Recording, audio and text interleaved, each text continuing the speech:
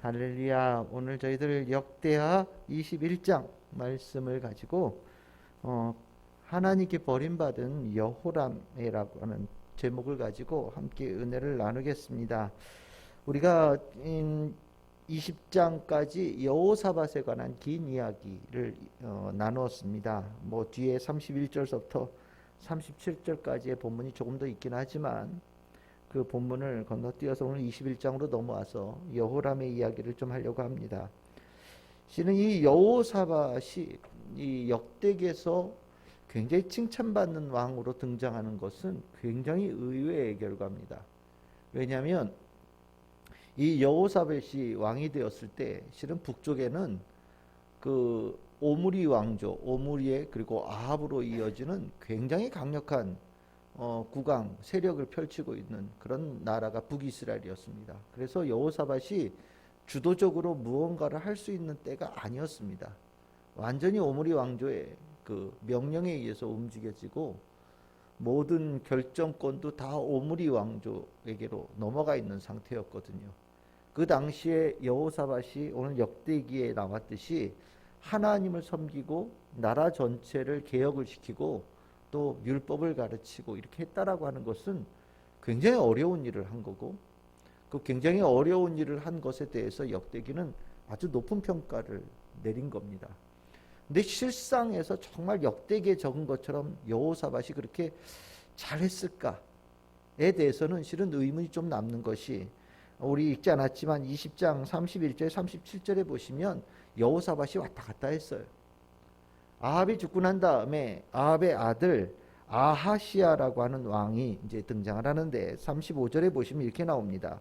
유다 왕 여호사밧이 나중에 이스라엘 왕 아하시아와 교제하였는데 아하시아는 심히 악을 행하였는 자였더라, 이렇게 나옵니다.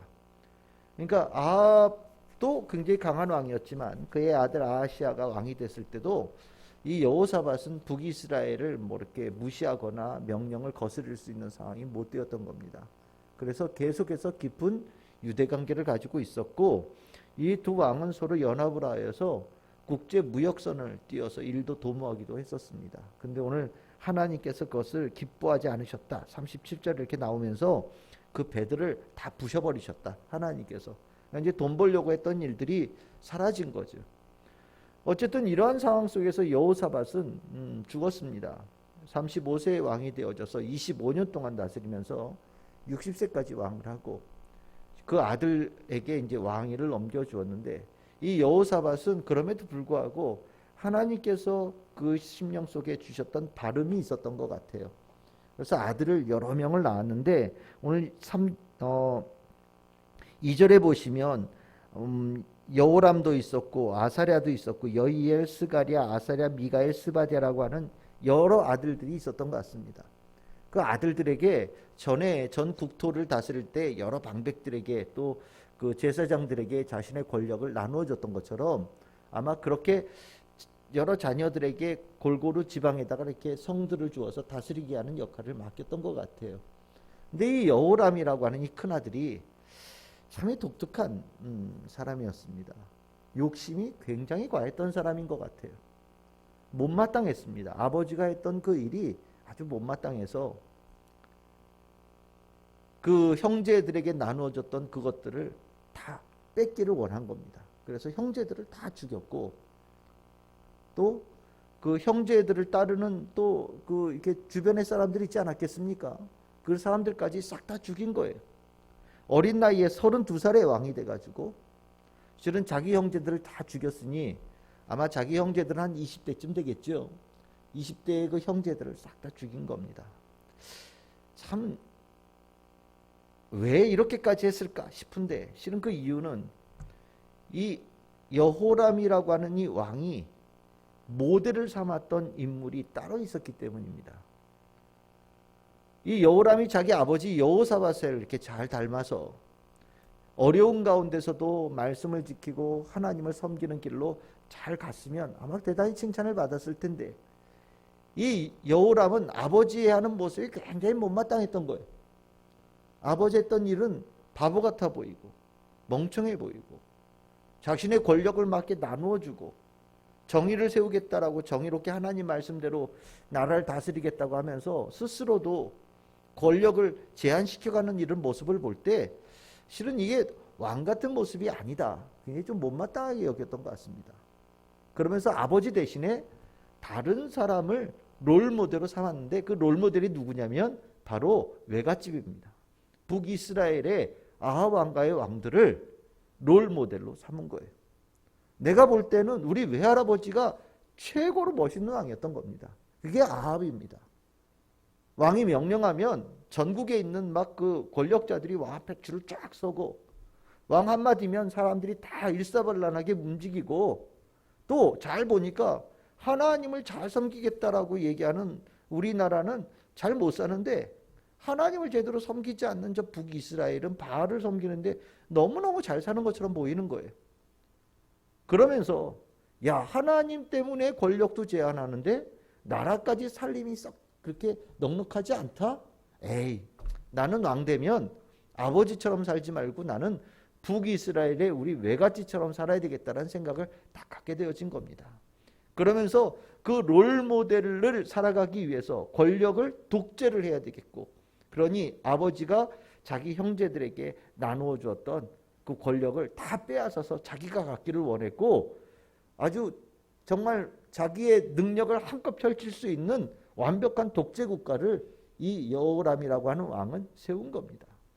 그러니까 롤모델이라고 하는 게 참 중요한 것 같아요. 누군가가 보기에 하나님을 잘 섬기고 하나님을 잘 따르는 그 삶의 모습이 정말 비루해 보이고 별것 없어 보이고 오히려 세상에 막 돈 많고 권력을 막 행사하고 막 가는 데마다 사람들이 막 절절매고 막 이런 모습들을 훨씬 멋있게 보는 이런 과정 속에서 그릇되어진 삶의 롤모델을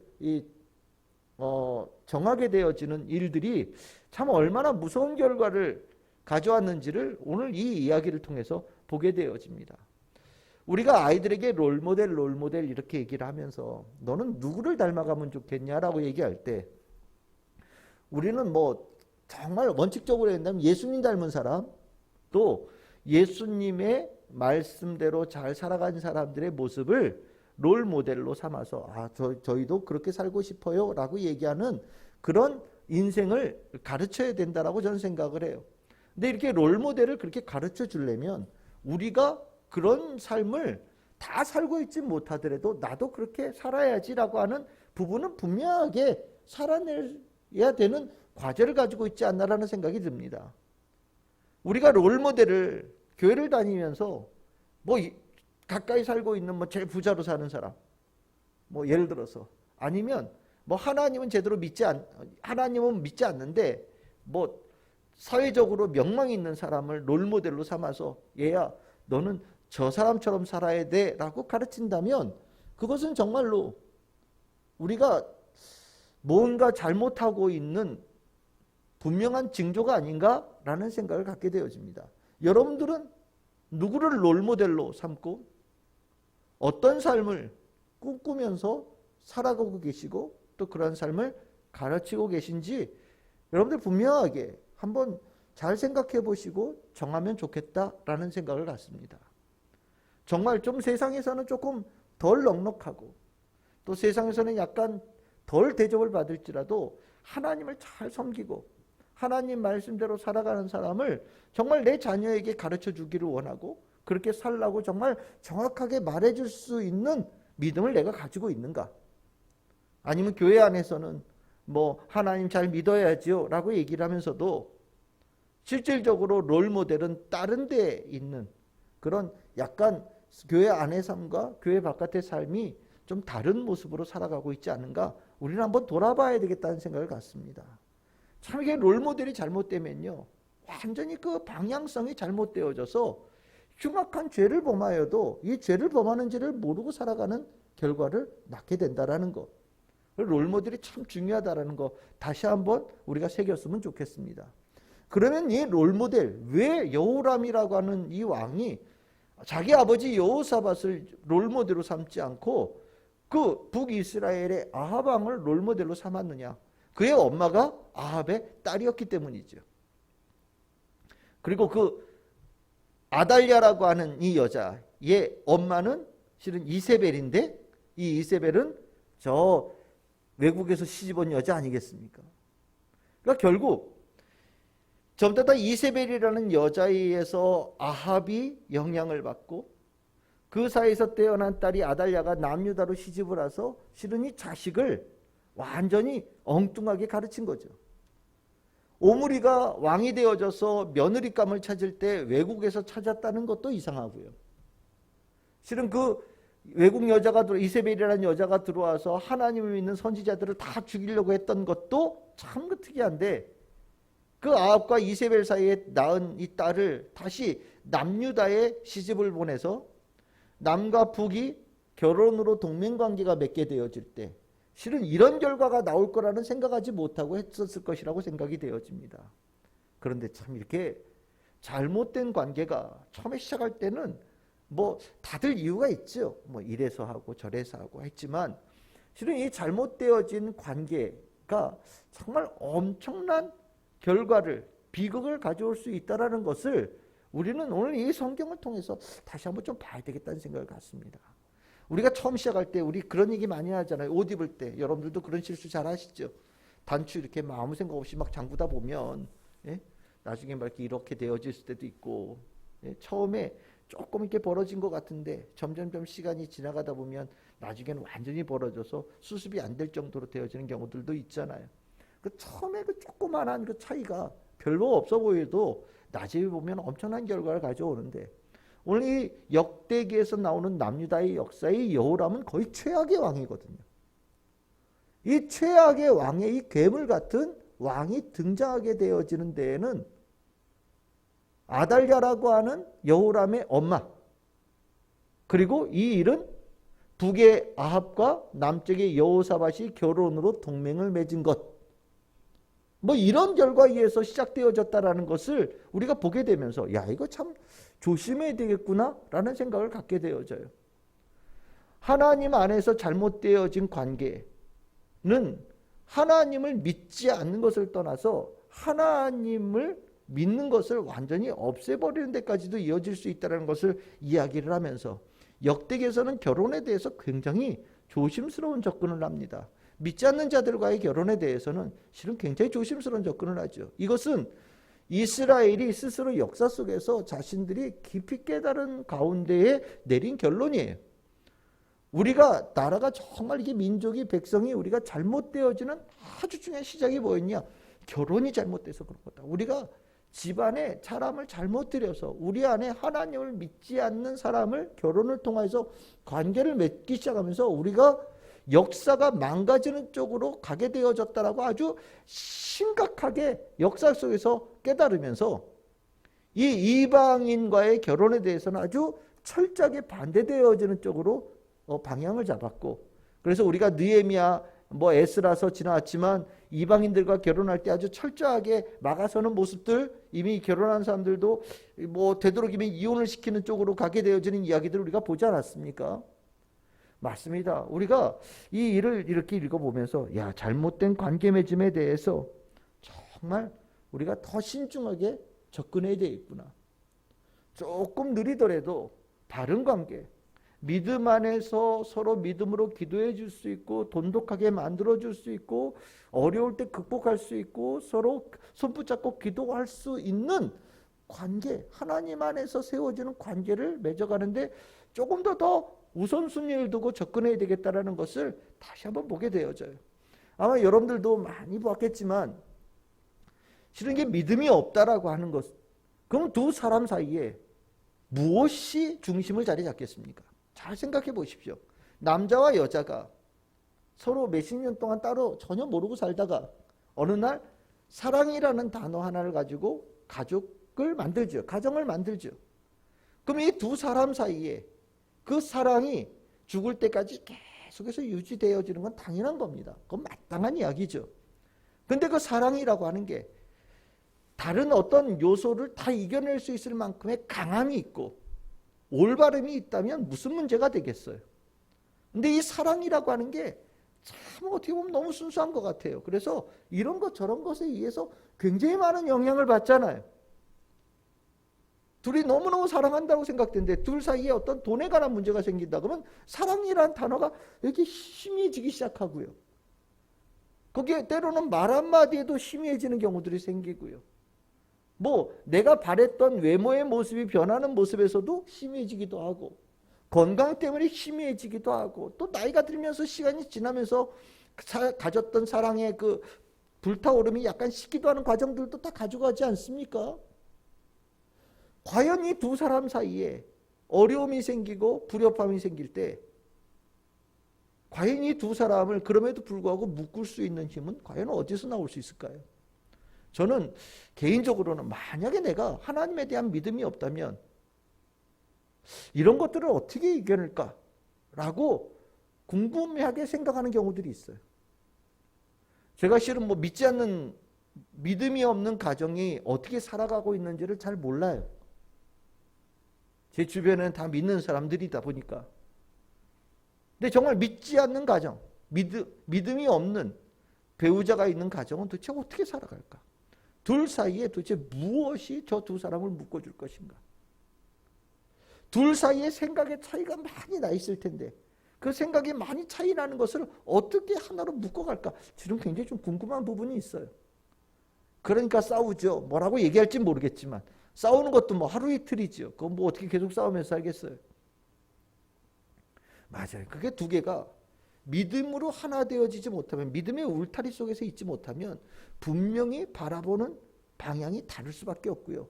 색깔의 차이가 날 수밖에 없고요. 문제가 있을 때 그 둘을 해결해 줄 수 있는 주님이 중간에 계시는 중심에 계시는 그 역사가 일어나지 못하게 되어질 때 참 그 삶은 어려워지는 거 아니겠습니까?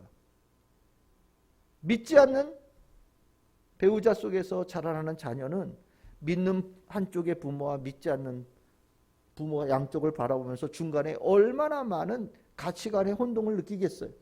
한 사람은 죽었다 깨어나도 믿음이라고 얘기를 하고 한쪽에서는 죽었다 깨어나도 예를 들어서 돈이라고 얘기를 한다면 둘 사이에 자라고 있는 자녀는 이 둘 중에 어떤 게 더 중요한지 잘 모르잖아요. 전혀 다른 것 같은 이 두 개의 가치관을 도대체 어떤 걸 선택할 것인가 아마 고민할 수밖에 없을 거라는 생각이 듭니다.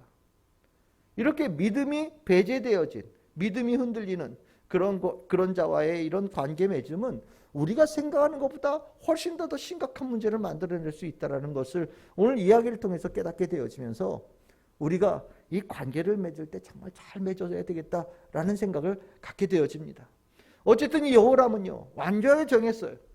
하나님이 있는 것과 정반대 나는 아합처럼 살아갈 거야.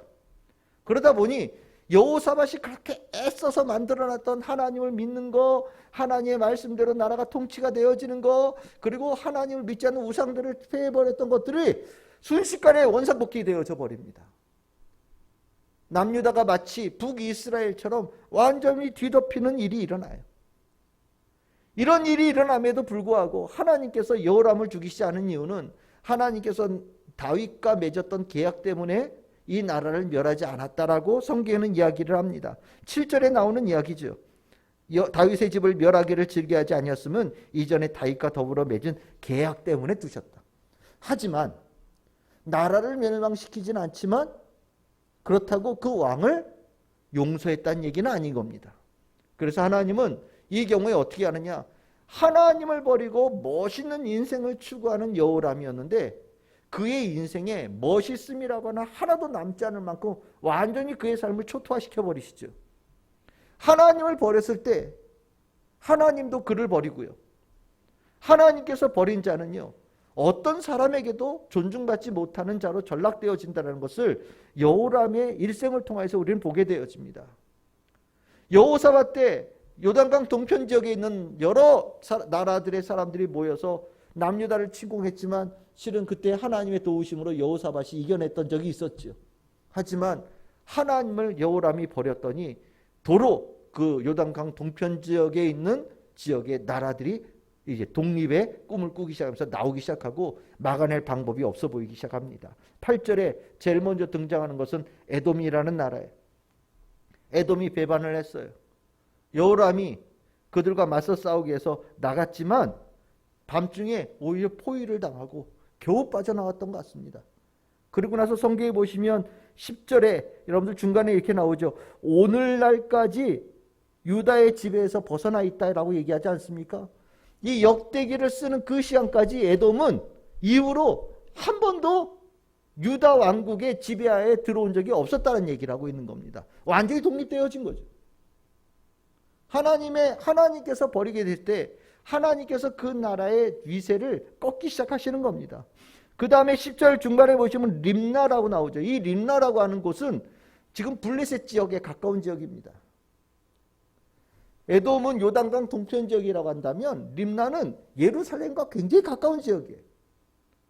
요단강 서편 쪽에. 림나라는 곳에서 반란이 일어납니다. 곳곳에서. 그러니까 이 나라가 있겠으면 좌우 동시적으로 막 그 주변 지역에서 유다로부터 벗어나겠다고 반란들이 계속 일어나게 되어지는 거죠. 여기에 여호람의 멋있는 삶은 허락되지 않는 겁니다. 이 여호람에 대해서 하나님께서는 분명히 개입하신다라는 것을 12절에 이렇게 나옵니다. 선지자 엘리야가 편지를 썼다라는 겁니다. 그 유명한 엘리야가 여호람에게 편지를 썼다. 하나님께서 너를 멸하시겠다고 작정하셨다라고 편지를 썼다는 겁니다. 아니 남유다에도 아마 하나님 믿는 사람들이 많았을 텐데 왜 북이스라엘에 있는 엘리야가 편지를 썼을까? 아마 이 시절에 남유다에도 하나님 믿는 사람이 아마 거의 생존하기 어려울 만큼 환경이 어려웠을 가능성이 있어 보여요. 그 여호람이 자기 형제들을 죽일 때 그 형제들이 아마 여호사밧처럼 하나님 말씀대로 살아가겠다라고 결단하는 형제들이었을지도 모르겠다는 생각이 듭니다. 그런데 그 형제들을 싹 죽이면서 바알신을 섬기는 쪽으로 나선 거니까 남유다에도 선지자들이 없었는지 북이스라엘의 엘리야가 편지를 써서 보내죠. 하나님께서 너를 버리셨다라는 겁니다. 너보다 착한 아우를 네가 다 죽였으니 그리고 네가 아합의 집처럼 음행을 하니 여호사밧의 길과 아사의 길로 행하지 아니하니 내가 너를 크게 치겠다. 너를 완전히 죽여버리겠다라고 하나님께서 엘리야를 통해서 편지를 쓰게 하고 그 다음에 중병을 걸어서 너를 곧 죽게 하겠다라는 선언을 내리십니다. 16절 이하에 보시면 이 본격적인 멸망이 급속도로 이루어지는데 16절에 블레셋 사람 그리고 아라비아 사람들의 마음을 격동시켜서 여호람을 치게 하셨고 그들이 올라와서 유다 땅에 거의 전 국토를 다 유린했던 것 같습니다. 예루살렘에서 쳐들어가서 여호람의 아들들, 아내들을 다 죽이거나 데려갔고 막내 아들 여호아스 딱 한 명만 남았다라고 얘기를 합니다. 남은 게 아무것도 없는 거죠. 자식들도 없고 아내도 없는 겁니다. 그리고 본인은요. 18절에 보시면 하나님께서 여호람을 치셔서 능히 고치지 못할 병을 창자에 들게 하셔서 창자가 그의 몸에서 빠져나왔다 이렇게 얘기합니다. 이게 도대체 무슨 병인지 잘 모르겠어요. 창자가 몸에서 빠져나와서 2년 만에 죽었다라고 얘기를 하고 있고 그 죽은 다음에 그 모습이 완전히 누가 보더라도 신이 저주한 죽음이라는 게 눈에 보였던 것 같습니다. 그랬더니 그 왕 밑에서 벌벌 떨던 백성이 왕이 딱 죽고 난 다음에는 왕 곁에 가지도 않는 거예요. 장례식장에 오지도 않습니다. 왜? 신이 저주한 죽음이니까. 분향하지도 않고 여호람이 죽었을 때 왕가의 묘실이 있는데 그 묘실 안에 넣는 것도 하지 않았다라고 얘기할 정도로 완전히 버림을 받은, 우리나라로 따지면 조선조에 여러 왕들이 쫙 있을 때 무슨 뭐 군자로 끝나는 왕들이 있잖아요. 연산군, 광해군 뭐 이런 것처럼 거의 미치광이처럼 되어져서 왕의 족보에서 제거해버리는 일이 여호람에게 일어났다라고 얘기합니다. 이것이 몇 년 만에 일어난 일이냐? 8년 만에 일어난 일이에요. 32살에 왕이 되어져서 40살에 죽었습니다. 8년 동안 통치를 하려고 이 난리를 친 거예요. 자기 형제들을 죽이고 하나님을 버리고 바알신을 섬기고 여호사밧이 했던 모든 것들을 다 뒤집어서 아합처럼 살겠다라고 작정을 했던 이 영화를 꿈꾸면서 했던 이것이 하나님께서 치시니 한번 잃어보지도 못하고 8년 만에 순식간에 끝이 났어요. 그가 가졌던 롤모델은 마치 아합이 전쟁터에서 전사했던 것처럼 이 롤모델을 삼았던 이 여호람도 그 인생은 꽃피지 못하고 죽은 거죠. 그의 아버지 여호사밧은 25년 동안 왕을 하면서 참 많은 일들을 이루는 왕이 되어졌는데 이 악한 왕에게는 하나님께서 고작 8년, 그 중에 마지막 2년은 병들고 그리고 그 전에는 아주 극심한 전쟁에서 모든 것을 다 빼앗기는 고통도 겪게 하시는 과정 속에서 그의 인생은 완전히 남은 것이 아무것도 없을 정도로 다 드러낸 일들을 벌이셨다. 결국 하나님께서 하나님을 버린 자는요, 그의 인생 하나님께서도 버리시고요, 하나님께 버림받은 인생은 아무것도 남지 않는다라는 것을 역대기에서는 분명하게 우리에게 가르쳐주고 있는 겁니다. 우리가 하나님을 붙잡아야 된다, 하나님을 붙잡아야 된다, 예수님 붙잡아야 된다, 성령을 따라야 된다라고 그렇게 강조하는 이유는 그것이 뭐 가까이서 볼 때는 뭐 부유하냐, 권력이 있느냐, 사회적으로 지위가 높냐, 뭐 이런 것이 제대로 보이지 않을지라도 하나님, 예수님, 성령님 안에 모든 것이 달려있다는 것을 우리는 분명히 알고 있기 때문에 인생을 이 우리보다 먼저 살았던 수많은 신앙의 선조들이 한결같이 한 목소리로 우리에게 가르쳐주고 있는 거예요.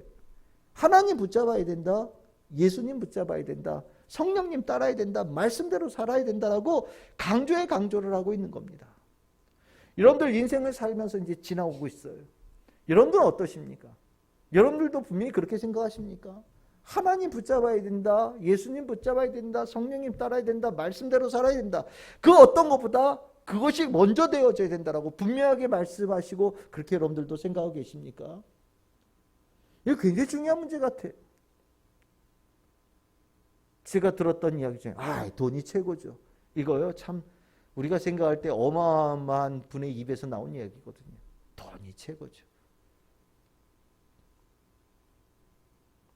그 분의 입에서 그 얘기가 나와서는 안 되는 말이었어요. 그럴 수 없는 분이에요. 근데 그런 분이 그런 얘기가 서슴없이 나온다는 얘기는 겉으로는 하나님 제일 가까이 있는 사람이었지만 인생의 목표가 적어도 하나님을 잘 믿는 사람이 롤모델이 아니었다는 건 분명하게 보이게 되어지는 겁니다. 실은 우리가 이 세상을 살아가면서 많은 것에서 계획을 하고 꿈꾸지만 하나님께서 버리시면요 아무것도 이룰 수 없어요. 하나님께서 그의 인생을 치시면 남는 게 아무것도 없습니다. 30년 40년 아무리 열심히 노력을 했어도 나중에 끝나 정산할 때 보면 오히려 마이너스가 되어질 수 있는 것이 인생이지 않습니까? 하나님 안에 있는 사람은요 정말 별거 남는 거 없는 것처럼 보여도 시간이 지나고 나서 그의 삶에 주시는 풍성한 은혜는 정말 수많은 사람들이 모든 크리스찬들이 경험한 축복이라고 저는 분명히 생각을 합니다. 오늘 여호람은 여호사밧과 비교해서 극렬하게 나타나는 최악의 인생이에요. 이런 최악의 인생이 있을 수 있어요. 그 믿음 좋은 여호사밧의 아들이 그랬다라는 것, 이거 충격이지만 이것이 인생이고 이것이 인간의 역사입니다. 믿음의 아버지 밑에 최악의 아들이 나타나서 하나님으로부터 제일 먼저 떨어진 하나님께 버림받은 인생이 나올 수 있었다는 것, 이게 인생이죠. 또 반대로 얘기하면 이렇게 최악의 아버지 밑에서도 또 최고의 아들이 나올 수 있는 것이 역사 아니겠습니까? 저는 우리 참 즐거운 교회가 우리 아이들이 뭐 세상에서는 어떻게 보일지 몰라도 하나님께서 그 아이들을 잘 인도해 주셔서 귀한 열매를 맺어가는 복된 인생이 되리라고 믿고 그렇게 되기를 소망합니다. 저는 이 하나님 잘 믿는 아이들이 잘 되리라고 믿고 있고요. 또 그렇게 하나님께서 증명시켜 주리라고 저는 확신하고 있습니다. 여러분 또 어떻습니까? 우리가 자식들 길러가면서 하나님 잘 믿는 아이들 길러가는 것 참 중요한 목표지요. 그리고 그 아이들에게 인생 하나님께서 책임져 주실 거라는 확신을 가지고 계시지요. 그게 중요한 겁니다. 우리가 롤모델 아이들에게 잘 가르쳐주고 그 아이들이 좋은 관계를 맺어서 하나님 안에서 살아갈 수 있는 아이들이 될 수 있도록 우리가 도와주고, 그리고 하나님께서 붙드는 인생 되어져서 정말 최고로 하나님께서 계획하신 것이 다 이루어지는 삶, 하나님 안에 예비되어진 삶이니 우리가 그러한 삶을 우리 아이들에게 잘 가르쳐 주어서 주님 오시는 그날까지 우리 아이들이 더 자라서 대화 이어져 갈 때 참 믿음의 가문이 복받는다라는 것을 많은 이들이 깨닫게 되어지고 주님께로 돌아오는 역사가 일어나기를 소망합니다. 우리 참 즐거운 교회 모든 성도들에게 이 축복이 넘치시기를 주님의 이름으로 축원합니다.